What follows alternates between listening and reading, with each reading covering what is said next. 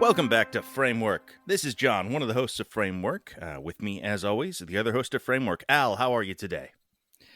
I am great. We are also joined by Mr. Brett Blake, returning champ. Brett, say hello. Hello. Thank you for coming, Brett. We are doing something I've been wanting to have you on for a while to talk about: horror movies. Yeah, I'm very excited to have this conversation. It's my favorite genre.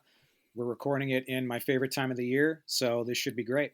Yeah, October, Halloween time. Halloween time and Halloween movies for that time is sort of the idea. I feel like, people like me and you, Brett, who watch an enormous amount of horror films. I think anything that you could call a horror movie is appropriate watching for our October, from I don't know, Italian giallo slashers to found footage to psychodramas to a Saw sequel. Any of that stuff is going to be good for us. But specifically, what is a Halloween movie? Is my question today. What makes a film appropriate for this holiday, October the 31st?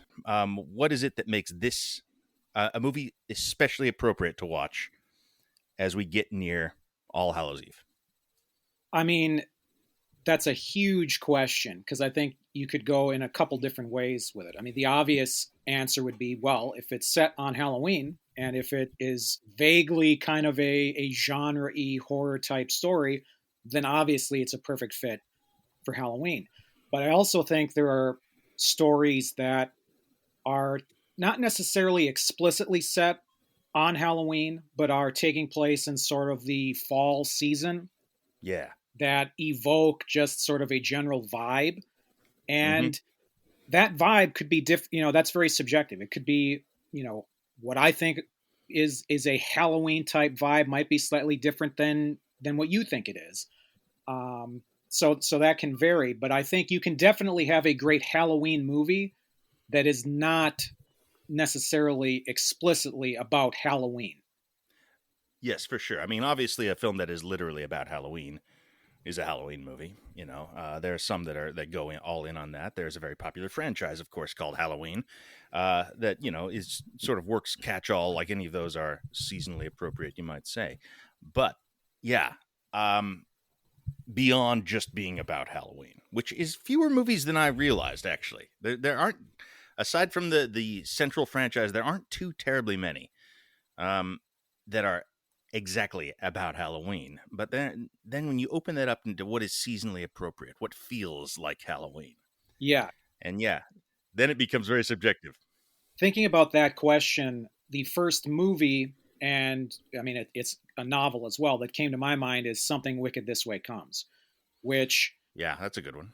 is a better book than it is a movie. I think the movie is flawed in a few pretty significant ways, but it does definitely nail this sort of autumnal quality, this sense that as the season is changing into autumn, this evil presence is rolling into town. And I think the story wouldn't be as effective if it were set at any other time of the year. Like that's a story that has to sort of be in the fall, because the fall to me also has sort of a contemplative quality, a ruminative quality. As the leaves of the trees are changing, you're seeing sort of a sense of decay that Yeah, leads you to start thinking about death, that leads you to start thinking about past, maybe regret, things like that. And those play very heavily into the central themes of Something Wicked This Way Comes. absolutely. That's a great choice. That in a way, I mean, that book specifically, the Ray Bradbury novel, Something Wicked This Way Comes, it almost is a film that defines the Halloween season for me in a lot of the ways you were just describing. Really tying the holiday to the the weather conditions with it, where it comes Yeah. out in. Nights come sooner. There's cold. It's chillier than it used to be. You gotta wear a jacket out. Stuff like that. It's all sort of the year ending, and puts you in mind of anything ending, like life, like Definitely. and obviously people have been writing about the seasons in this way for thousands of years at this point, so you know nothing too terribly unique about that. But if a Halloween movie or a movie wants to be about Halloween, and it can tie itself to that feeling, that sort of seasonal quality. I think that's a step in the right direction. Is that story explicitly about Halloween? I feel like it No, is, but it's it's not. it's it's explicitly October, Yeah. but Yeah, the season is definitely explicit, Mhm. but I don't think they're doing Halloween specific celebrations there. yeah, there might be in some of the production design, like on the town streets, there might be some kind of very light Halloween type theming, but it is not bathed in the traditional, jack o' lanterns and stuff. That kind of Right. iconography. That's not prevalent in the film, That's cool. but it is definitely sort of intrinsically tied to October. Bradbury did a couple stories about like that. The Halloween Tree is the other one that Yes, springs to the top of my mind. It's not quite as good of a book as Something Wicked This Way Comes, but it's obviously playing with the same stuff and more directly about Halloween, obviously. But he's well, the other thing about that though, about Bradbury, and I think Something Wicked This Way Comes, is that it's for young people. It's a children's story, and that's another thing that I think makes it kind of Halloweenish. Yeah, Halloween is sort of a children's holiday, as practiced in the U.S. It is very like the monsters most associated with Halloween are not. They're the universal monsters. They're the classics that are a little more. a Can little more be in safe for kids. a horror movie, but yeah, they could also be in a Scooby Doo episode or a Chase Abbott and Costello, more so than Freddy Krueger or Pinhead. Yes. Right. Yeah, like those movies. I mean, Elm Street has a little of it, but the Hellraiser movies certainly don't feel Halloweeny to me. I guess. Right. No. Yeah. Well, that's so. I was thinking about this. Like, should we go through the like big horror franchises and which ones fit the bill and which ones don't? Because Mm-hmm. I am of the mind here. I think that as you guys are talking about this, I've come to the conclusion that these are two kind of separate things to me: a Halloween movie versus just an autumn vibe movie. And they're not as directly overlapping as I thought. One is because, like you said way at the beginning, that there aren't that many outside of the Halloween franchise movies that are explicitly taking place on Halloween. I can think of some movies that have, E.T. having a sequence that takes place on Halloween, Sure. but that's Very not much a so. Halloween movie. Right. I'd never think of that as a Halloween movie, and you would think that it is Spielberg doing suburban Halloween would definitely make it one, but it doesn't at all for some reason. So the Halloween franchise obviously fits the bill for me. Yeah. They Right. all explicitly take place on that night. Even Halloween 3, the Season of the Witch, is maybe the outlier that doesn't include Michael Myers, the slasher, is the most Halloweenish, like, Absolutely. holiday centric of them.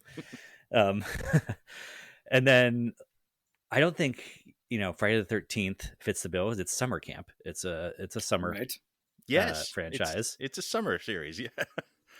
Although they've always been talking about, we want to do the winter Friday the 13th story, which they've been teasing for, Yeah. Right. 2 decades at this point, but they've never pulled the trigger on it. But The closest they got was putting that chick's face in nitroglycerin in Jason X. yeah, that's the closest we've ever gotten to ice-related kills. Yeah. I love that that's like an innovation for that series. It was like, well, what if it was cold? About all you can do to that, really. I don't know. I mean, they did But space. It's an innovation they're still not ready to commit to after 40 years. Would that break it? I don't know. You could tell a fall Friday the 13th story. Yeah.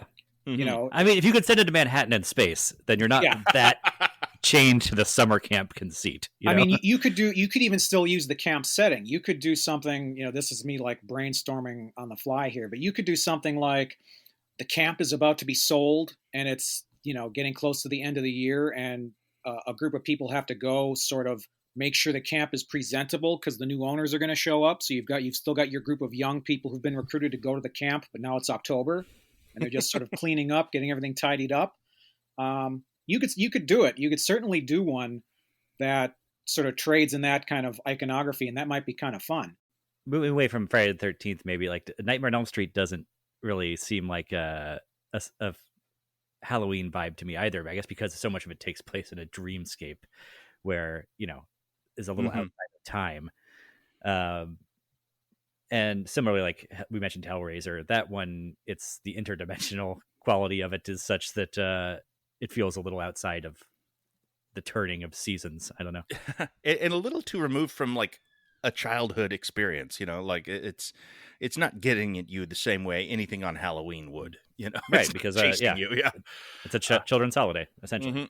And I mean, I'm obviously like Leatherface, and that's sort of a summer kind of thing, like we were saying. There's Yeah, it's the heat. Pennywise, similarly summery, despite being a Ray Bradbury kind of riff by Stephen King. It really feels associated with summer for kids. I was going to say that about it too. That Yeah. as much as it is a Halloween store grab bag of all the different monsters, Yeah. seems like really tied to that. It's also explicitly the kids childhood summer story of the kids being out of school and playing Mhm. out in the woods in the creek or whatever. It's such a big part of that it doesn't really fit the autumnal bill either. Right. Yeah, I mean, among the icon slashers, really, Mike Myers is really the only one who's like explicitly a fall character. I think I could be wrong, but I think the first Scream is technically set around Halloween.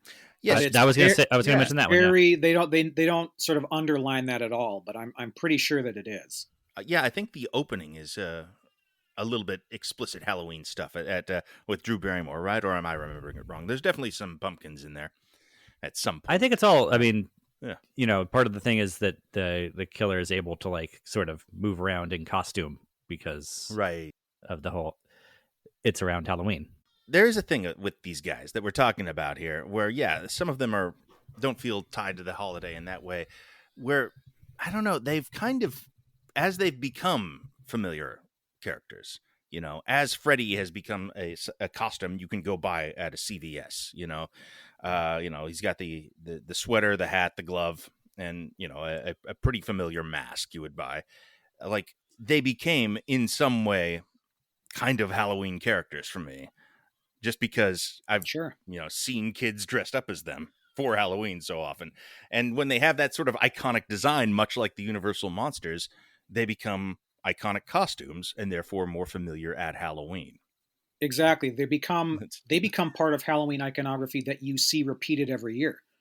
Yes, but does that install sort of a Halloween quality to the films themselves Retroactively? I mean, Yeah. I don't really think so. I mean, I'll happily watch a Nightmare on Elm Street movie around Halloween, Right. but I don't think of it as a Halloween series.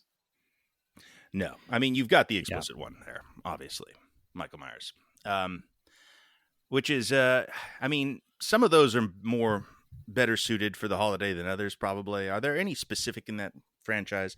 Let's say the first Season one. of the Witch. Give me. Well, yes, okay, that's worth its own kind of. I think, sidebar, I think right? we definitely need to talk about Season of the Witch. You've seen it. You've seen, how many of those have you seen, Al? I know me and Brett have seen all of them. Oh, yeah. I saw I saw the first 6 when I was a teenager. Okay. Well, that is one continuity. Well, 2 actually. Yes. Yeah. Or 3 Yeah. if you're counting Season of the Witch as its own situation. No. Well, 3 would he be was counting that as the second one. Yeah. Yeah. 1, 2, 4, 5, 6 is the first official continuity Chronology. for Michael Myers. Yeah. And then I saw the I did skip the zombie ones and saw the David Gordon choice. Green first David Gordon Green remake one, which I have I guess an odd relationship with. Interesting. Okay. What does that mean? I think it's a very good movie that I do not like much. Fair enough. And I don't want to see the sequels to it, even though I think it was very well executed. I'm a very big fan of the first David Gordon Green. I think it's kind of terrific. And then the sequels kind of let it down. So I would say, yeah, don't bother with those. I don't know. I think it's an interesting trilogy. I think one universally positive thing that I think even people who don't like the 2 sequels, Kills and Ends, could say is that all 3 of those films feel very different. Like they didn't just make the same movie 3 times. So yeah. they are. It's like a microcosm of the whole franchise. Honestly, those 3 movies. They have all the weird stuff and all the strange decisions that you get in the later or I guess at this point the mid Halloween franchise. You get the ultra violence of zombie movies kind of Yep. it's sort of like the David Gordon Green trilogy encapsulates the previous 10 films, I believe, pretty well on their own. Yeah. I mean, it's Did, interesting. The 2018 film feels like their attempt to really sort of honor Carpenter in terms of style and technique. Like it's a pretty reserved movie in terms of the filmmaking, I think, to its credit. And I mean that as a positive. Like I don't mean reserved as in it's boring. I just mean that it's very sort of deliberate, the yeah. filmmaking. And then Halloween Kills is sort of the mean spirited, sleazy, slice and dice sort of slasher homage. And then you get to Halloween Ends, which, is so recent. I don't really want to spoil anything right now, but it's very, very different. It makes some pretty big creative choices that I don't think all of them work. But, for example, I don't believe that there's an actual murder in that movie until about halfway through. When you compare that then to Kills, where it's like carnage right from the opening frames, essentially. So they're three very different films, and as a trilogy, I find that pretty interesting and admirable, even if they're not entirely cohesive and successful. Yeah, I have admiration for what he was attempting there, but I have to admit the only one that I was just like, fuck yeah, good one was the original 2018, the 11th film in the series, the first David Gordon Green film. And and even then, it's kind of just like, this is a very good meat and potatoes slasher. Like Right. this is, and how Halloweenish is that, really, the slasher? I mean, it is. It's adjacent, at least. I mean, it's a teenage movie rather than a kid movie. The slasher is what that's the thing you graduate to from Halloween Town, and the other sort of Disney Channel kind of specials that sort of define Halloween. So when we're talking about this holiday, we'll end up with talking like things like Hocus Pocus. Movies that are Yeah. specifically kid based, and kind of clued into those spheres, which I guess transmute into the Scream ghost killer slasher and such. So I guess that makes the slasher more inherently Halloweenish than, say, Suspiria or something along those lines. Or Hellraiser Yeah. Bloodline. Right. Uh, Right. Mm-hmm. Yeah. Bloodline. Nice. I do think slashers that take place in small towns or in sort of suburbia, the idea of being in a neighborhood where there could be evil lurking in some house down this street, that sort of can play into a Halloween sort of feeling. From trick or treating, you're out in neighborhoods at night, you're going up Yeah. to houses that you're probably somewhat unfamiliar with. You might not know who lives there. There could be anything in there potentially. And I do think there are some slashers that play into that sort of sense that you get as a kid trick or treating, not really knowing exactly what you're walking into. That Yeah. is Well, true. Halloween is. It feels like in addition to a seasonal vibe, it's almost like a regional vibe. It's very like ex-urban. It doesn't feel like you get a proper Halloween story or a vibe if you're like in an apartment complex. No.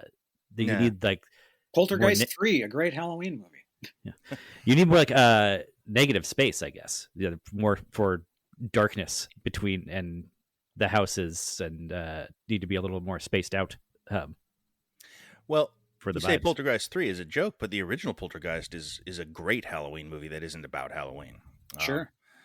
And I think that it's because it has those signifiers that it has, that it's about childhood fears, it's about the suburbs, and it's about the way you can feel isolated in them, and just how kind of unfamiliar things at home can be in the right context, and that's what's scary about it and about Halloween, sort of. Yeah, I mean, the original Carpenter film, the original Halloween, really kind of nails the specific suburban vibe of trick or treating, wearing masks. Oh, what about that guy? Maybe he shouldn't be here. Oh, that for some reason that one dude in a mask looks like he's out of place. That feels like it's bridging the gap in a Yeah. way between the childhood and the teenage fears. The boogeyman. What is he actually? Oh, he's just some guy who kills you. You don't know why. Yeah. The suburban thing too is there's other people around, which is definitely part of it, but also like they're not close so on top of you that like you know, bad stuff can go down inside one house and the people next door aren't necessarily going to hear or help right away. Yeah. Um, Sure. Mm-hmm. And that's sort of one of the best things that those movies, when those films are at their best, it's sort of, as often as not, it's the middle section that's the best part of the movie. You know, the second act where there's bad shit going down in some houses, but the word is not out. And so some Right. people think there's still a party going on. Some people still think we're just having a little Halloween celebration, you know? Like, oh, they're still trick or treating, or they're still the teenagers still having a party, and they're kind of coming into contact with, oh no, I walked into this house and everything's wrong in here. That's the best part of Yeah. the original. Is the best part of the 2018 one. I would say is that I middle actually section. think the first, I wouldn't say necessarily the entire first act, but a good first chunk of Halloween 2, the original Halloween 2, is pretty good at that as well, because Yeah, Haddonfield has not yet learned that these teenagers have been killed. So Mhm. you are still seeing sort of the winding down of Halloween night. You're seeing, the trick or treaters who are heading home. You're seeing people who are heading home from parties and things like that. You're seeing what's going on in the hospital, and the word has not yet gotten out that there's a maniac in town. And I think that's fun. And the early part of that movie where you just are following sort of Michael walking through the neighborhood, and like he's just entering these houses, and they sort of pay homage to that in the 2018 film as well. yeah, But just him entering these homes and people are kind of unaware that he's in your house. I think that's actually a kind of an underrated and pretty effective part of Halloween 2. I agree. This is all. Yeah, this is like my favorite stuff in these movies, where it's just like there's something wrong and not everyone's aware yet. Like, Yeah, the old couple watching TV at night and fixing sandwiches. They don't realize that he's just standing behind them in the background. yeah, Like that's fun stuff. and Yeah, that's scary. good stuff up to a point, and then you start to get frustrated a little bit if you're like rounding the halfway point of the movie and the hero or heroine still does not realize what movie they're in. Yeah, Fair or in enough. Halloween 2's case, the heroine is drugged up in a hospital bed doing nothing for the majority of the movie. And in Kills is oddly like a Yeah, remake of 2 in so many ways. It's as is Halloween 2. There's been like 3 versions of Halloween 2 now. Takes place yeah. the same night. No more Yeah, hospitals in Halloween movies. We're done with the hospital. You know, the 2018 version, I do think it does, from what I recall, a very good job of capturing the seasonality of it. It feels like, Yes. yes, definitely takes place at Halloween. I mean, obviously they make a deal about it being the anniversary and all that. And I really like in that movie how it's, at least for that installment, I don't know if what they get into in the next two, but they leave it sort of ambiguous whether Michael Myers like is aware that it is an anniversary and is targeting Laurie specifically, or if he just that was when he escaped and he's just sort of stumbling around, and then she's actually drawing him in because she's become a survivalist, that wants to force a confrontation with him. That is one of my favorite aspects of 2018's Halloween is that it's kind of just like everyone else is the one who kind of mythologizes it, and Michael's just like an animal who roams around and kills what's in front of him for the most part. Yeah. They do kind of fuck with that in the second movie, but that also is a Halloween tradition to fuck with their previous movie in the sequels. But I mean, you said the best part's the second act when we're wandering around and he's just doing boogeyman spooky stuff in the background, and like, okay, but I think also the end of the first Halloween movie is like as good as those series got. Yes. You're right. Yes, and that's why Halloween top to bottom is pretty great. Yeah, and that's why I sort of for as well executed as I think the 2018 remake is. Well, I guess reboot is more accurate. I still kind of I'm like, that was a really good movie. I kind of resent it for what it is, though. And that it is a legacy sequel in many ways. Yes, and you know how I feel about those. And you're on the record. Yes, in a weird way, that embodies you wouldn't. You guys people to talk about legacy sequels. They're probably not going to jump straight to the Halloween remakes, but for me, that is what it takes away. This. It harkens back to that first movie and how it ends with him being this unkillable boogeyman, this force of evil that can never be fully exorcised. And then, it becomes an empowerment story about it, instead of this horrible trauma that just has to be like endured and survived, and that's the best you can hope for. It's like, no, you can actually like beat him up and toss him around and dismember him and just abuse him. And Well, to be fair, the immediate follow up immediately gets rid of all of that. Yeah. It Okay, dismisses so maybe that entire theme quite decisively. I mean, each of those three movies seems to have kind of a different take on what Michael is, which is actually kind of interesting. Yeah, I think that looking back, I mean, within the terms of this franchise, which has a lot of low points, honestly, 13 movies, at this point, there's some bad ones in there. it's going to be more valleys than peaks at that point. Oh yeah, and Yeah. and I'm appreciative of the swings that David Gordon Green ones are taking. I like that, and I think they'll fit very well in amongst the Cult of Thorn and the Kevin Williamson version, the Halloween H2O one, and the zombie one. It's just such a weird franchise. There are 5 separate continuities actually within Halloween, 5 different That's right, timelines, yeah. which is nuts. They just keep redoing themselves. Laurie Strode has died multiple times at this point. It's amazing. Yeah. I did just completely blank on an entire Halloween continuity earlier when I was saying which ones I watched. Like, yeah, I watched H2O and Resurrection. Wasn't it called? Like, yeah. How I could watched you those too. blank on Totally, Busta totally Rhymes? forgot about them. That's what just came to my mind. Like, oh yeah, Busta Rhymes doing Absolutely. karate on him. Yeah, that's. I keep waiting for that one to get reclaimed as sort of a ridiculous object. Like, It's a very bad movie, but it's amusing in the way some of the other ones aren't. It's because it's just wretched and has people like Katie Sackhoff and Busta Rhymes in it. It's just an odd film in general. That one's Is strange. that Tyra because- Banks too, or she's Yeah, I in think that. so, yeah. That or H2O. I forget which one she is. No, in. it's Resurrection. Okay, yeah. She's like Busta's personal assistant or whatever. yeah, they're a duo.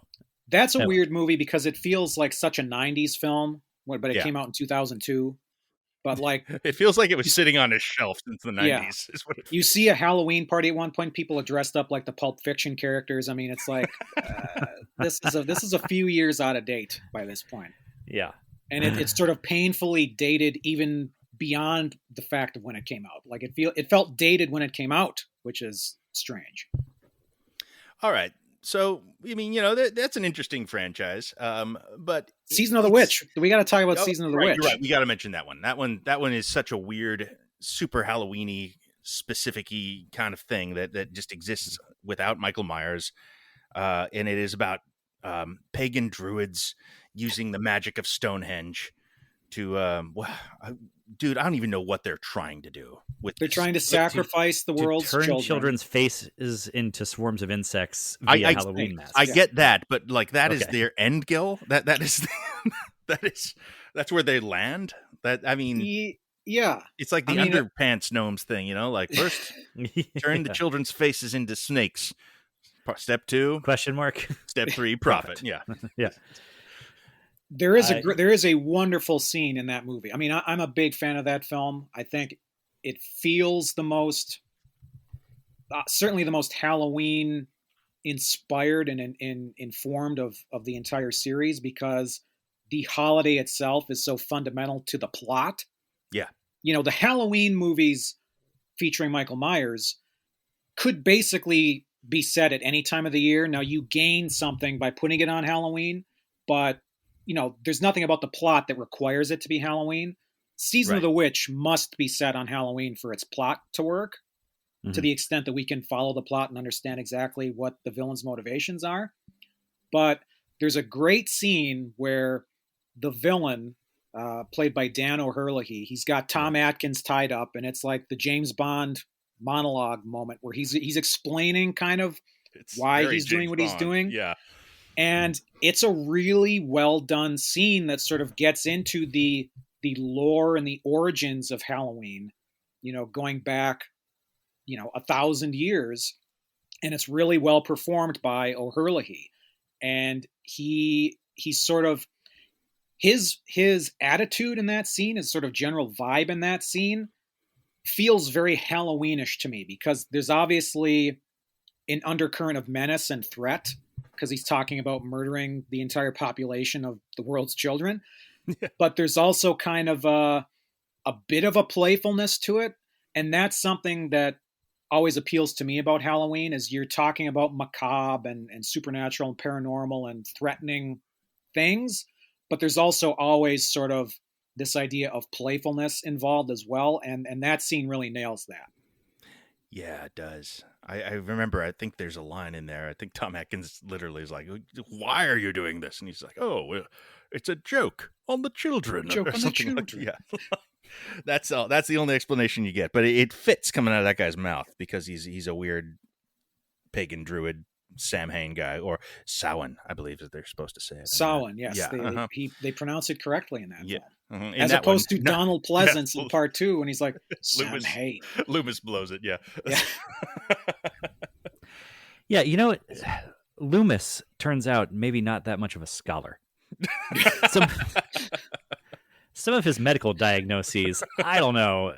I'm no expert, but Pure evil.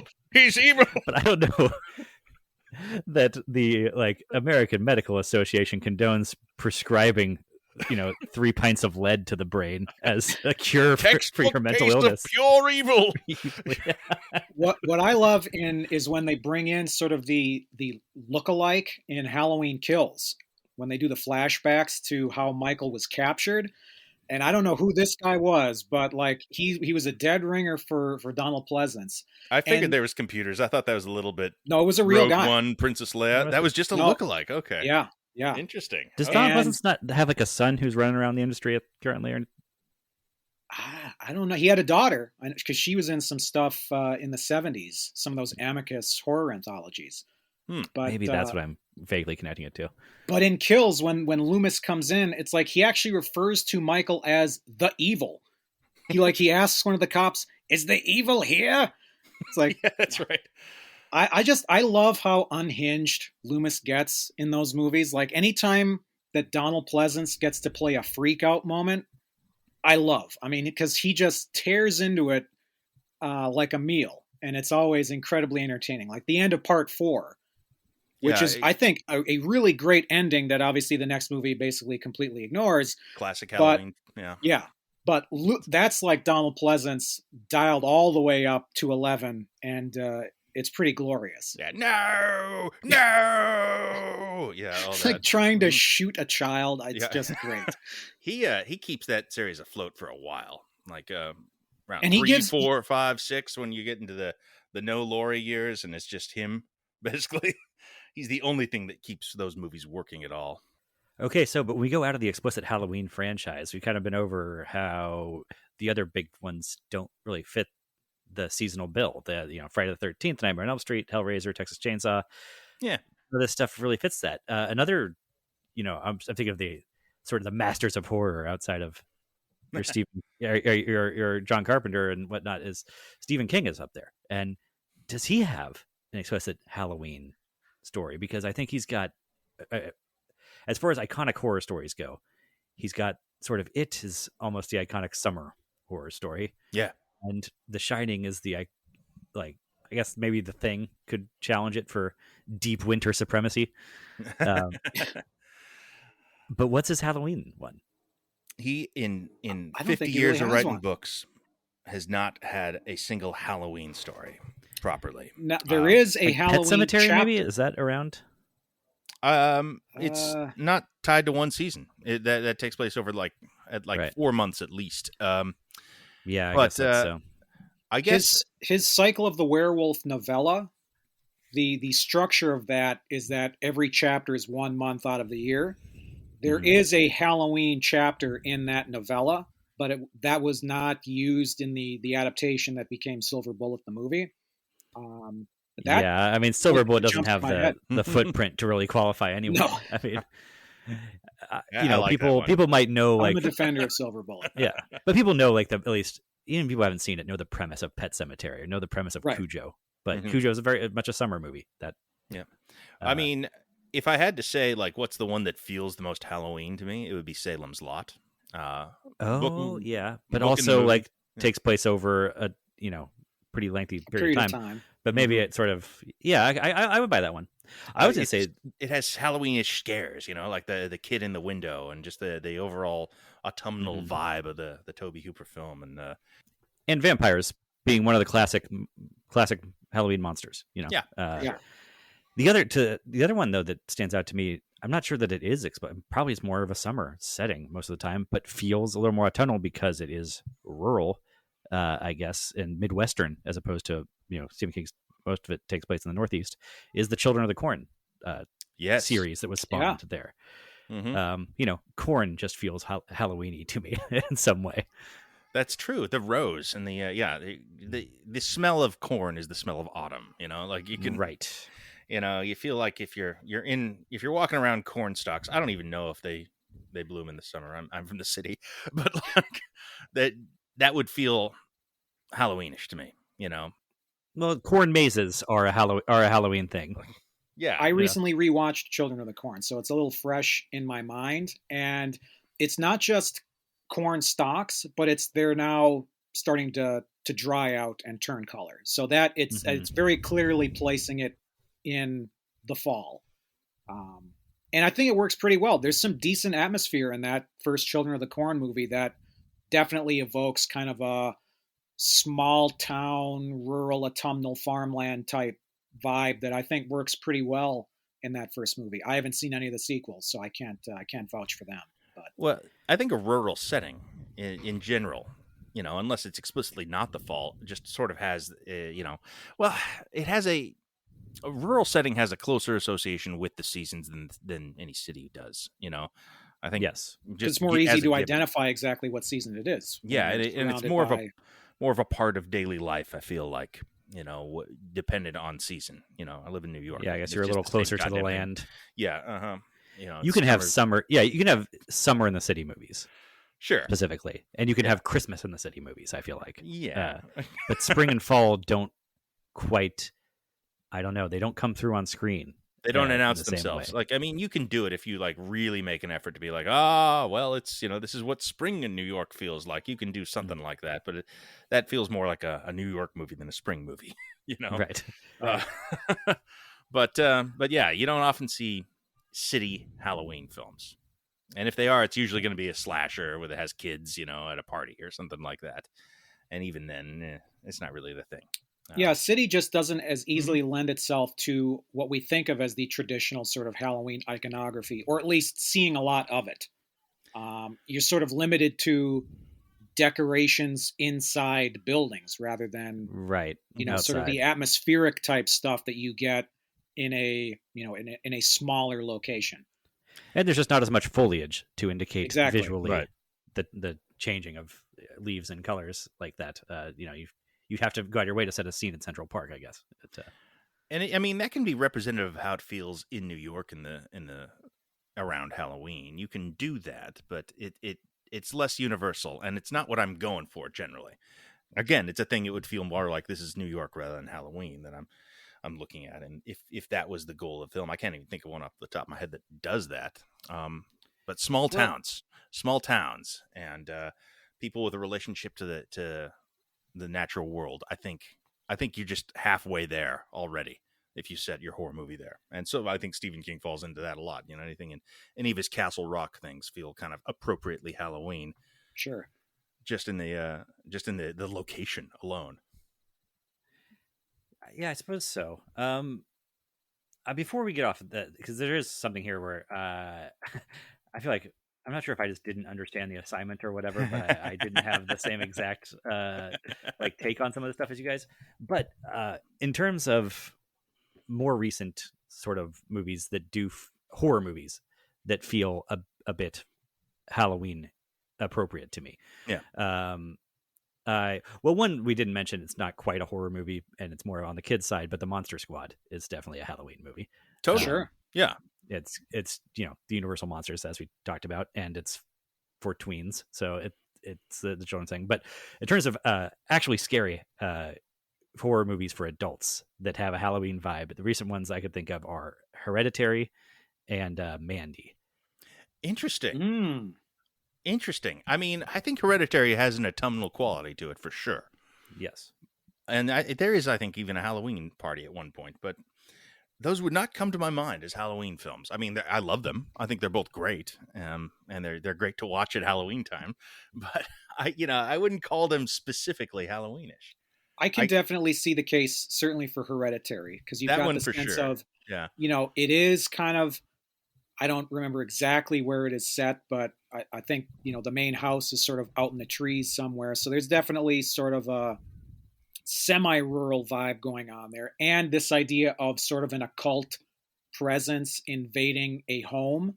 Yeah. I think that can fall into a Halloween feeling. Yeah, It can. there is a Yeah. little sense of isolation that we've been talking about with the house where a lot of that stuff's going down. And then I don't know, Mandy seems like a bit of a stretch to me, but It's something rural. about it, It's it's definitely rural. rural, Yeah. and it feels like as it goes on, it's sort of like moving into this almost an alternate reality of just like a sort of monstrous reality where like we normal rules do not apply in the way that like Halloween can feel as a child. That we are in a, it's not quite the purge, uh, but No, I know what you're there's talking about, though. yeah, Yeah. Anything can happen on uh, Halloween. Even yeah, even the Hellraiser bikers could show up. That could be. yeah. It's a world of monsters at a certain point in that, Yeah. where they're. Um, so, but if you don't buy that one, I'm totally fine with that. I mean, it's a good ass movie. You know. Yeah, There's a few recent ones that were explicitly Halloween that came up as I was looking at these that I've liked. Haunt is a good one. That is That was pretty good. I Yeah. think a Shudder exclusive. I don't know. It wasn't in don't know theaters, that but one. it's teenagers going to a haunted, like a haunted attraction, like kind of out in the sticks, and oh no, they're actually it's real. Mm-hmm. they're actual killers here, kind of thing. And There are a couple fairly recent movies that mhm. did that sort of concept, Yeah, but I think that's the best one. I agree. That's the best of that bunch. Hellfest is about the specific experience of going to a Halloween amusement park attraction. Like Universal Horror Stories or Horror Nights or whatever they do at Six Mm-hmm. Flags, not Scary Farm. That's a movie about that, and that's kind of fun. Not a great film, but linked to the season. There's the Houses October Built. That's sort of in that haunt vein. Not as good. Pair of low budget films, not good movies, but they are shot in location in actual Halloween haunt events. So they have like haunted hay rides, and it's kind of like a triptych of those across like the Midwest and the South, and that's kind of what's good about that movie is seeing those. The films attached to it is not so good, but yeah, they Right. definitely feel Halloweenish. Similar kind of vein as that is there's a series of found footage movies called Hell House LLC, Hmm. which I don't know if you guys have heard of this. I've seen the first Nope. one. I think the first one's pretty good. I mean, it's about a group who are sort of putting a haunt together in a supposedly haunted location. And Sure. obviously, it doesn't end very well for these characters. But there's some pretty effective scares involving what we might consider sort of Halloween haunted house, fun house type iconography, clowns and things of that nature that works pretty well in that movie. The first one, anyway. I think the sequels are sort of a drop in quality, but the first As is the Hell custom. House LLC, I would recommend if you like found footage. I mean to watch a found footage this year. Maybe I'll take out a Hell House LLC. That could work. Yeah, maybe. Well, I was thinking about some of the other like you know um big franchise we didn't talk about. Like we didn't mention Saw, and I think that's because that is more of an urban one. I don't Yeah, know that there's they any did release torture those. porn that fits the bill. They did release Um, those every Halloween for a spell there, but like you're right, they don't feel Halloweenish at all. Then Right, you're locked Paranormal in- Activity took over. Yeah. yeah, you're like locked in a basement. Which Paranormal Activity is the other one I was going to mention. I don't feel like there's maybe there's some found footage ones. I mean, yes, I think the original found footage, well, not quite original, but Blair Witch Project Yes. is Absolutely. that one's definitely an autumn moving into Yeah. winter. Oh, totally. But Totally. Yeah. Paranormal Activity, though, I don't think worked because the action's all confined to interiors, so you never really get to see the outside world. I don't think. Unless I've only seen the first one. Pretty I much. think the third one takes place on Halloween. Maybe one of them does. I think, but They yeah, all it's sort of bleed not really. together at a certain Yeah. point for me. But Mm-hmm. I mean, Um, like I said, there's sort of a quality of like if it's a horror movie, it is in some way appropriate for Halloween, and those are fun party movies. You know, they're fun to see with an audience specifically, and they all came out at Halloween, so I've got that association with them. But yeah, I don't know what they've done to earn it other than just being horror movies. well, and so here's a series that I'm not familiar with, but it's very popular, and you guys probably know more about it. Is the Conjuring like verse Hmm. Halloweeny, Octobery? I wouldn't say explicitly, but it just it's ghosts and they jump out and scare you. So there's some haunted houses. It's all of a piece, but not really. I mean, I picture Vera Farmiga wearing sweaters in that for some reason. So Yeah, they got to see the polish. movies. Yeah, they've definitely got. Although the second one I think takes place in London actually. Mm-hmm.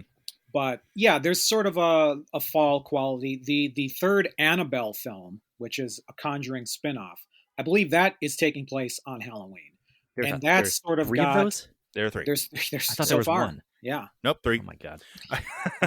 Some of them are pretty good. That's actually the best one. I think the third Annabelle is the best. I think Creation's the best one. See, I think Annabelle Comes Home, which is the third one, feels like a slightly more adultified version of a Goosebumps book, and I kind of like that feel to it. The whole Annabelle sub franchise feels like a Goosebumps series to me. But that one is them leaning into it, like that one is like, yeah, it's a monster party hosted by Annabelle. That's the vibe of that movie. Speaking of Annabelle, the Killer Dolls, we also didn't mention the Child's Play series, which I don't know, doesn't quite fit the bill for me either. Although they all could take place at Halloween for all I know. I'm actually rewatching those right now. I'm doing a Child's Play run right now with my wife. We decided we would watch the Child's Play movies this year, and it's going badly because we have a baby.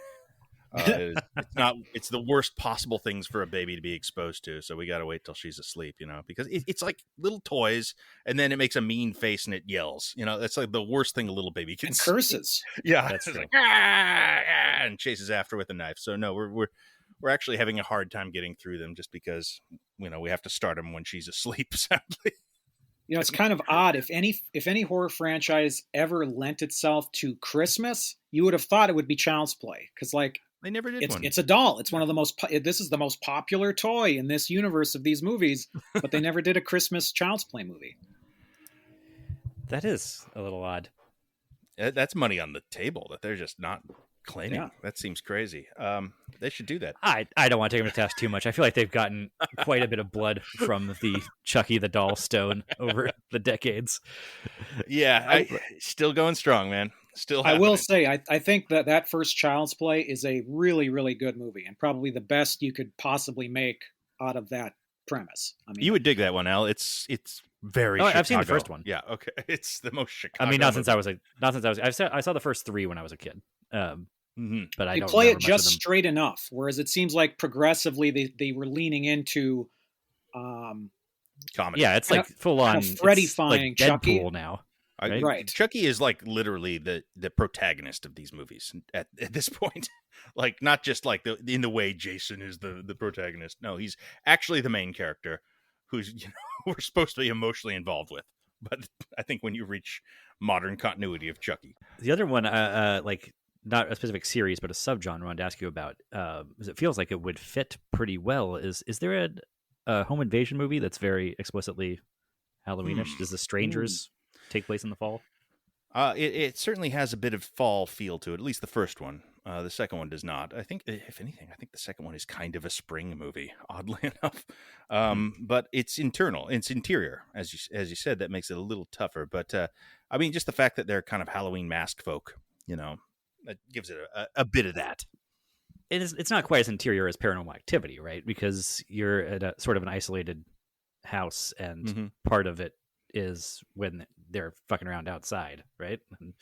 Like the first act, there's some outdoor stuff, but for the most part, I think at least that first movie is just inside the house, if memory. I think they go back and forth to a barn at one point. Oh, a barn. There's some stuff like I seem to recall, like Liv Tyler's character has to traverse some distance outside at some point.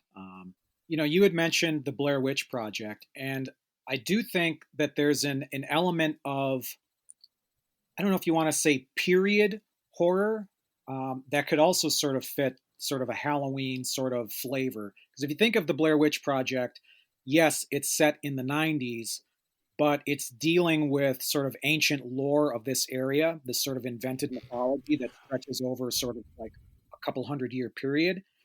And if you think about something like The Witch Yeah. from 2015, and then to me, the big one is any of the adaptations of Washington Irving's The Legend of Sleepy Hollow. Okay. Yes. And I think there is sort of a connection between the Blair Witch Project, The Witch, Sleepy Hollow, this idea of an Folklore. evil force Yeah. out in the woods that is connected to some sort of a past event, and all of these stories are taking place, if not explicitly on Halloween. Sleepy Hollow does take place on Halloween. They're at least Mhm. in the fall setting. So the idea of being in, autumnal woods, dealing with some sort of a malevolent entity or presence, or even just a general vibe. I think that there's definitely something that's very Halloweenish to me about that stuff. Same. Um, Blair Witch, I guess, is kind of in that continuity when you mention it. But yeah, anything where we're talking about like old world magic, folklore has kind of been a thing that people have been very excited about recently. It's like the cursed place, like oh, no one goes there anymore. We have folklore that dates back, back to the time of the Puritans that says that this land is cursed. Anything like that feels Halloween to me. And I think it is, again, just its connection to the natural world is a part of that. Mm-hmm. Paganism is a part of that, that it sort of deals with stuff that was here before the current society was here before, and that the old world beliefs are what we're dealing with. And telling Punk, yeah, stories about that. yeah, Like Sleepy Hollow in particular, there is the legend of the Headless Horseman that the people of Sleepy Hollow are aware of. And they sort of, I'm talking more now about the actual text rather than the movie adaptations, because hmm they've gone in various different directions. But in the text, this story is sort of used to spook Ichabod Crane. Like it's used in an attempt to unsettle him. And this idea of a tradition of storytelling on Halloween, of telling or experiencing or watching stories that have a macabre element to them, I think that's clearly a part of Halloween. I mean, that's essentially what's happening when we watch scary movies in the Halloween season. It's just a different version of that. nice. That is exactly what it is in the Washington Irving story. That's correct. Yeah, I'd forgotten that kind of. The Disney version actually does a very good job of evoking Halloween. It The does. the cartoon adaptation from the 1950s is terrific as a Halloween story. The only way to watch it now is after you've watched the Wind in the Willows adaptation. I kind of was Right. looking for that on Disney Plus the Which was other day. that was a weird choice of a double feature It's for very that. strange, yeah. But But yeah, I but mean, yeah, you want that to just be like a little half-hour thing you can throw on during the season, and you can't. You have to fast forward through Wind in the Willows first. But yeah, it's that's really good, and I kind of love the Tim Burton film. so I do think I. it's wonderful, and I think it's extraordinarily Halloween. The atmosphere is incredible. Yeah, The it looks like production design, the cinematography, it's just uh, absolutely it, everything I want when I think of like fall in a horror movie. yeah. It's It all right leans there. heavy on the fall, yeah, Yeah. and but it's like a hyper realized Edward Gorey version of the New England woods, Yeah, and that's all a big built on part a of it for me. soundstage, I think, actually, Oh, for the most part. it's got to be, yeah. Yeah. It's too heightened, and I live in New England now, well, New York, so adjacent to New England, so I don't know if it's a bias, but I grew up in the Pacific Northwest, so probably not. New England fall has always been like the Halloween atmosphere, for me. Like that's always kind of defined it. I mean, sort of the old America, like there's history of with Puritans and witch trials and stuff like that. You got Salem up, in Massachusetts up there, and that's kind of affected the surrounding areas for me. So the woods feel a little extra darker out there, and yeah, you might see a headless horseman. I was in Terrytown, which is modern day Sleepy Hollow now.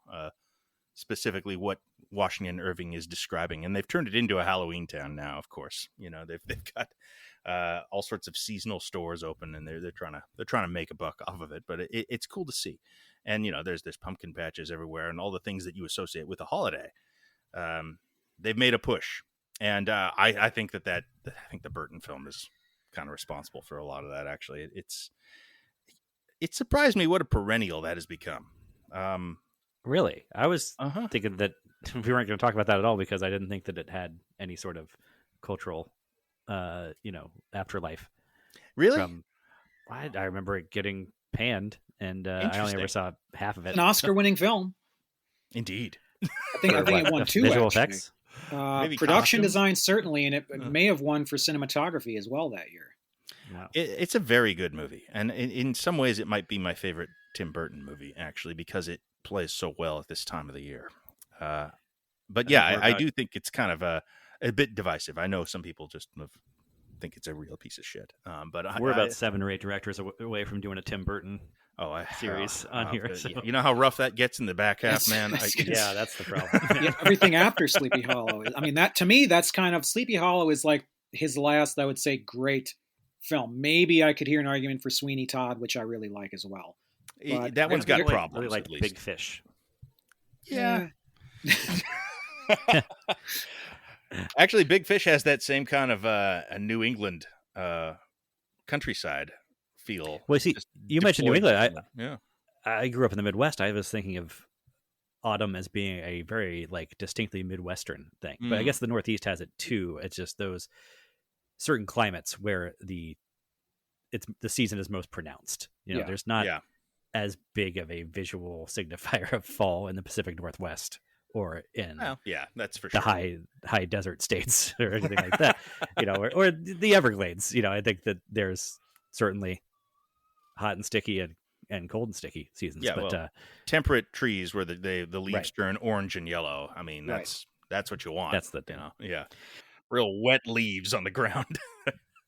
And it starts getting dark earlier. Yeah. I think this is part of it. Why, again, it feels like sort of a children's holiday, but way back at the beginning, you guys were talking about sort of fall as being, that an indicator of like death and decay. Yeah. And I was thinking I don't entirely agree with that. As far as winter to me seems to be the death season. That is where the lights are out or going out entirely. Fall to me has a twilight atmosphere. Sure. Where things are turning, but there's still some road ahead of you there. And I think, and part of what I think makes fall stand out as a season when you're a child, especially too, that the thing about how it starts getting darker earlier, but the days are still quite pleasant and nice, but it sort of turns on you and you get caught out in the dark and the cold. Yeah. Once it gets easier. to 5:30, then all of a sudden you can actually really sense the shift begin to happen. Yeah, and that kind of is sort of like an implicit, be sure to get home before it gets dark out. Without the threat of a thing lurking there, there's just a reason to do that anyway. So it's just sort of a natural state to be got to get home before it gets too dark. Yeah, I mean, it's sort of primal level. It accentuates your vulnerability as a child when you're out at 3:00 and it's still like a nice summer day, basically, and you're outside playing, and then at 4:45 suddenly it's gotten quite dark, and by the time you get home, it is dark and it's gotten 20 degrees colder. There's something unsettling about that maybe makes it the spooky season. And I think that's why that time of year can be a great time for vampire stories to be set, because obviously once it becomes nighttime, the vampires can be out. But maybe winter is not spooky season because it's it's too dark cold and for hostile. Well, it's dark and hostile all day long.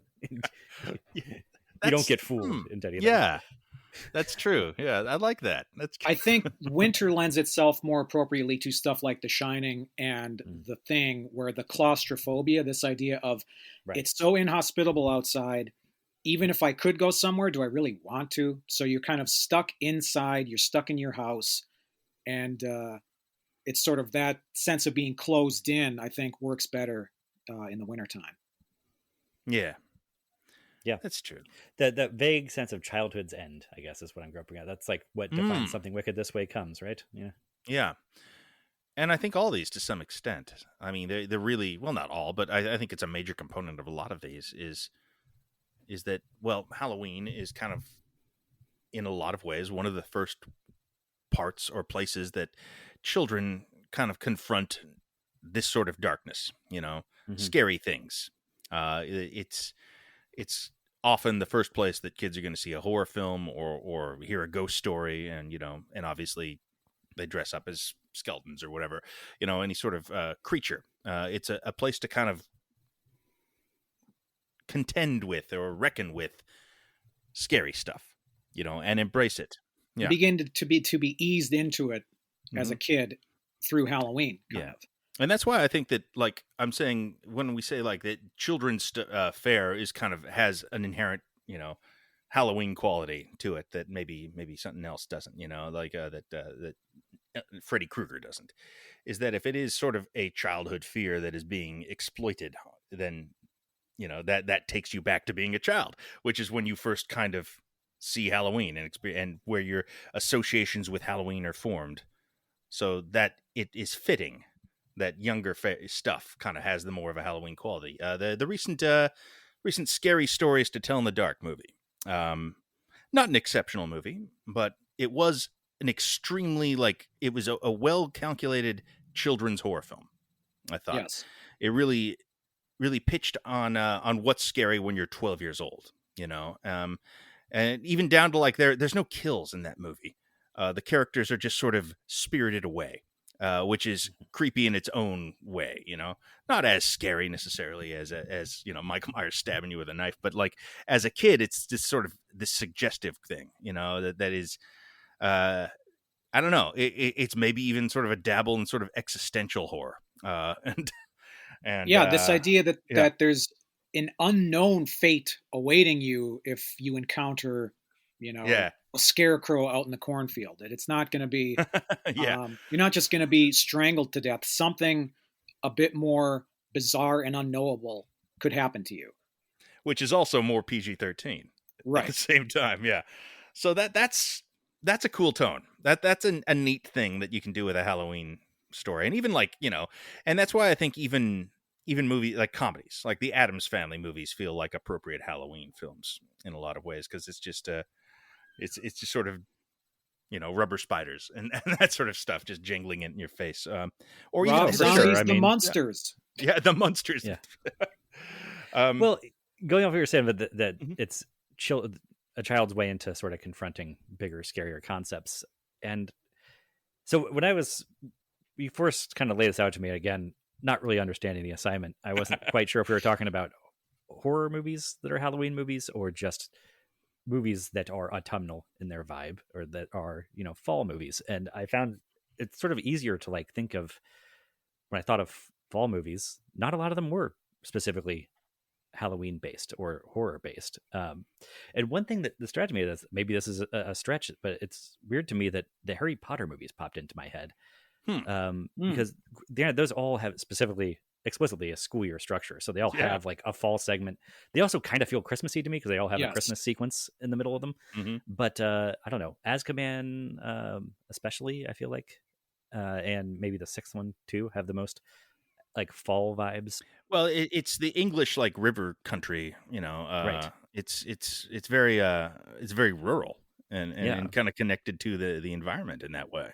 And And it's they make a because point it's of England, showing it looks you, like it looks like yeah, the fall all year. and they make a point of showing you like the turning of the seasons by way of showing like the trees around the castle there. Plus, you've got a lot of children's monster stuff that it's Right. Very witches, much. Yeah. goblins, that Mhm. type of Werewolves, thing. trolls. Yeah, exactly. Werewolves is a big one. So I don't know. Like, there's a little bit of something there that is a child's. I guess fantasy and horror are not miles apart. No, and I think there's explicitly Halloween stuff in a few of those, if I recall. There is, yeah. I think there is. Yeah. I would have gotten more into that if they, well, not, I would have enjoyed if they'd really delved into Wizard Halloween, whatever they'd probably do in the books. I don't know. There's Seems like stuff in there. I mean, everything is expanded on in the books, right. obviously. Mm-hmm. But I think in the first movie, Sorcerer's Stone, uh, like there's the big troll fight that happens in a bathroom at some point. That's supposed to be on Halloween. It Right. certainly is on That sounds Halloween in right. the books. Mm-hmm. I don't think that's front loaded at all in the movie. No. It certainly could have been more, and I would have appreciated that. But I do think of all of them, you mentioned Prisoner of Azkaban. I think that's the one, again, even though it transitions through the entire school year, that's the one that feels most Halloween like to me, because you've sort of got the always present Dementors floating around the Oh, school right. for that entire story. And they're very, you know, Grim Reaper type figures that feel very appropriate for Halloween. Yeah, it's going for a spooky atmosphere all the way through more than Right. any of the others, I would say. Doesn't it have like an original John Williams song called "Something Wicked This Way Comes" It that does. plays throughout? It That's does like indeed, yes. the main musical motif of that one. Yep. Yeah. Played in the trailer, as I recall. Yeah, But, it's all throughout the score. Yeah. But there, That'll do in it. terms of just other like autumnal dramas, like you know, if you see Robin Williams in a beard, there's a decent chance that between like Dead Poets and Good Will Hunting both have that Northeast Awakenings. A classic Halloween film, Good Will Hunting. Yes. Yeah. It does feel very autumnal. Absolutely. Well, and then I was thinking like the entire filmography of Wes Anderson. Like, I guess maybe I'd love to see his Halloween film. Oh, that would be fantastic. that would be Really well. They lean had that. into it. They had that Saturday Night Live sketch of Wes Anderson's The Strangers. Nah, do it real. Do it real. I want a whole Wes Anderson Halloween movie. Just imagine the set decorations, like just all the weird shit he'd find to put in the background of shots for that. It'd be great. And you know, he likes do a movie about 13-year-olds or 12-year-olds. Like he can do that stuff, Which is appropriate Halloween. for Halloween Yeah. movies. And that's another, like, the kid stuff. Like, I feel like that, I don't know, creepy cartoons feel appropriate for this. Like, the Garfield Halloween special, or you know, whatever one was appropriate when you were a kid, is kind of an association I take with me, too, on these, where, like, I don't know, that one's about pirate ghosts, which are not scary in any other context, but I remember as a kid finding pirate ghosts and Garfield very frightening. Well, it is if you're at the right age. Yes, Having the ghosts and goblins impinge on your safe space of Garfield, or maybe you're a Heathcliff household if you're freaking demented. Heathens, But but yeah, there's something about that. You get that the one scary episode of your favorite show that's not a scary show. Right. I mean, The Simpsons did this. The Simpsons has every now and then some of those treehouses of horror are actually kind of upsetting. A little scary, yeah. Yeah, that one where the teachers are eating the kids, that one's fucked up. One that's not scary at all, but I think is still great, is the Charlie Brown special. It's the Great Pumpkin Charlie Brown, which that absolutely sells, a lot of the Halloween iconography. I mean, trick-or-treating is a major part of that story. And the whole thing is kind of hinging upon this quasi-supernatural legend about the Great Pumpkin that is going to rise out of the pumpkin patch. And I think that hits some, much safer Halloween sort of vibes in a way that I still enjoy. I mean, I think a lot of those Charlie Brown specials still hold up even as adults. And true to the Peanuts, just general vibe, the final lesson of that is like, well, there actually wasn't a great pumpkin. You just sort of stayed outside all night, and that was it. Isn't that disappointing? Well, and the fact that Charlie Brown keeps getting rocks instead of candy, it's great. That show is every Peanuts special is just the most miserable. Just they're so incredibly sad in a way I did not understand when I was a child. Now it's just like, nothing is as good as you want it to be. That's the lesson of Peanuts. And the music somehow makes it palatable. I don't know any. I feel like there's one other movie I wanted to talk about too. Okay. Is yours a horror movie? Yes. Okay. Let me do. I got one more. It's not a horror movie, but it is my ultimate fall movie. Okay. That is Last of the Mohicans. That's the one that when the season changed, I feel the yen to get me in the vibes of the fall season. And I think part of it, maybe on some subliminal level, kind of what we're talking about, it's about the twilight of a whole culture of the Native Americans, in addition to being set, in the northeastern United States in September, October, probably. Yeah, a metaphorical fall, as well as a literal fall. The colonial America aspect of it, I think, fits in, obviously, a completely different genre, but it's in a similar kind of lineage of things like the Legend of Sleepy Hollow, or what would Yeah. eventually become The Mm. Witch. These are stories that are sort of centered in the culture or cultures that were in colonial America.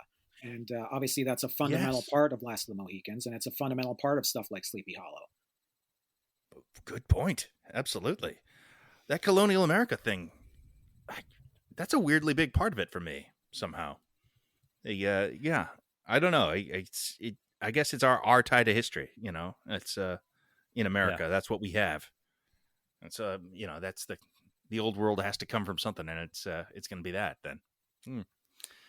Yeah, cool stuff. Yeah, I guess we had this. We as Americans have a strange relationship to the idea of the old world, because we Yeah, don't really have a history that we acknowledge going back that far. uh, and I mean, I guess we don't. We as being the dominant culture today, like the Native American cultures, are not our culture. We're not in that lineage. We're in the lineage from Northern European and Western European ness that we also sort of explicitly rejected when forming our nation. So well, yeah, we talked a little bit about this when we were talking about The Shining. Actually, we did, yeah. our relationship to Native American history is a bit perilous at best, and difficult to kind of reckon with. At least in fiction, at least in the stories we're Right. telling, it's kind of a hard thing to, what does it mean that we took this land in that way? And is there guilt from that? Just sort of genetically, I guess, and that's why you see so many Indian burial ground stories or whatever. Yeah. Um, And even if yeah. it's not guilt, it's Not just even that we hot word. have this weird break in our history where we came from England or wherever, but also we severed those ties politically, Yeah. at least, and sort of culturally as an identity that we don't we can't reach back to the British haunted house, medieval British stuff, and sort of claim it as our own anymore. And we also can't really claim the Native American stuff as our own. It's kind of So a we blank have this- slate before 1492. Yeah. Yeah. I mean, it's not But really, I think what we do have as our own is that sort of colonial America storytelling that I Mhm. was sort of touching on, is your Yeah. Sleepy Hollow type stuff. Yeah. That's as far back as we can reach in direct cultural continuity. Sure, but I mean Yeah. that also, there's a line from that leading backwards then into like the Salem witch trials. I mean, I think that's kind of our, if we're talking about like spooky lineage and stuff, that's And even sort of those the one stories. that And we even can. those stories are kind of like, and then, like the Puritan guys came across something old in the woods, something that Right. was here before us. That's a big part of that too. Or I guess. And they just also agree with that. the sort of the witch scare that happened in the late 17th century. I mean, that was also happening in the UK as well. So it's not something that was exclusively, a North American phenomenon. But I do think there's something fundamentally important about that part of American history in terms of how it has informed horror stories since then. Would anyone consider The Crucible a good Halloween story? I was not Halloween, but Fall, perhaps autumnal. yeah, It's in a way, adjacent at yeah. least. Yeah. yeah. I mean, actually, I think that would probably play pretty good at Halloween time. Yeah. Yeah. Yeah. So I've got one other big one that I kind of wanted to touch on. Certainly. Very explicitly a Halloween movie, and that is Trick or Treat, the anthology. I wanted this to come up. Yeah. Mhm. And what I think is interesting about that movie is Michael Dougherty, who was the writer director of it, he said he wanted to sort of synthesize a lot of the traditions and the modern cultural ideas about Halloween into sort of one picture. And he also wanted to give the holiday essentially a mascot, just like Christmas has Santa Claus, the Easter Bunny, obviously for Easter, things like that. He felt that there wasn't really a unique personification of the holiday. And so he created one in Sam. And I think if you go to any Halloween store in 2022, you're going to see Sam from Trick or Treat. You're going to see Trick or Treat merchandise. And so I think he basically succeeded in that regard. And what it has to say about sort of the rules of Halloween and the etiquette of Halloween and how you're supposed to conduct yourself, whether you're trick or treating, whether you're handing out candy, whether you're an adult going and partying. There's sort of a fable quality to these segments in that movie that I think does sort of encapsulate a lot of the elements of the modern conception of Halloween in terms of pop culture, anyway. Yeah, I couldn't agree more. That's I'm actually not wild about the execution of that film, but I love what it is attempting so much that it's kind of a perennial as well for me. It really does go all in on being like, this is a Halloween movie. This is about Halloween, and it's filling a gap in a way. And I'm surprised there aren't more of those, frankly. Like, I would think there'd be like 2 or 3 direct to streaming sequels, anthology sequels to Trick or Treat by now. Yeah, well, I mean, Doherty was teasing a sequel. He's been teasing one for like the last 10 years. Yeah, he's good. He did that, and he did Krampus. And which is very good.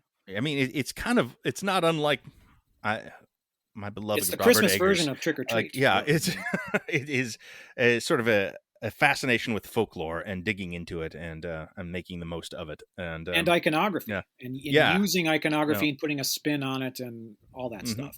And he's he kind of got stuck in doing Godzilla movies for a little while there, but yeah, that guy's a talent, and I would love for him to make another Trick or Treat, or for someone to make another Trick or Treat.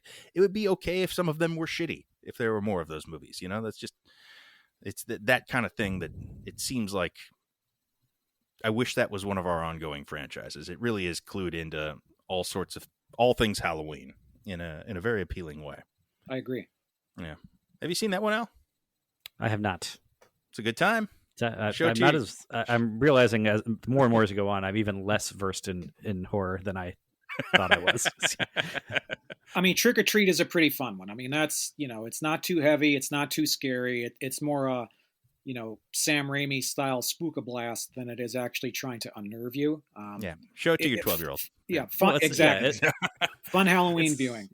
It's not that I have a weak stomach for it or anything, but I don't know. It's just not exactly to my taste. I don't do the deep dive into the depths of the Hellraiser or Children of the Corn franchises that John will do. Yeah, and that one slipped by me. It's a good time, and that one, if you're looking for one that's a real good Halloween kind of rental, all the things that are Halloween, that's a very solid option.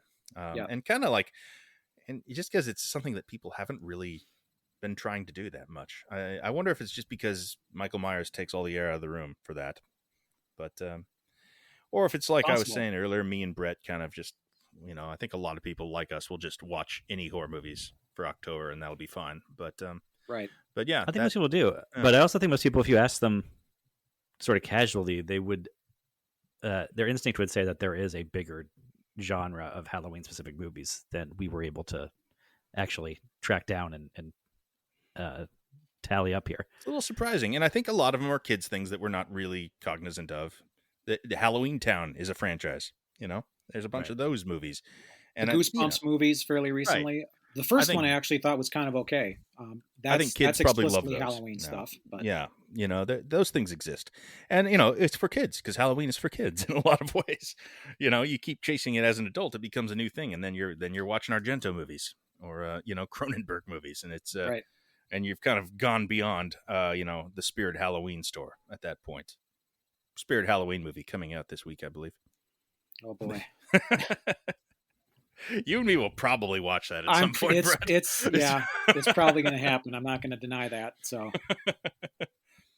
all right, I think that does it. Though we've had a nice long talk about the season here. Thank you very much for joining us for this, Brett. Thank you for having me. Yeah, we'll have you back sometime soon. And thank you for indulging us, Al. Sure. All right, that's it.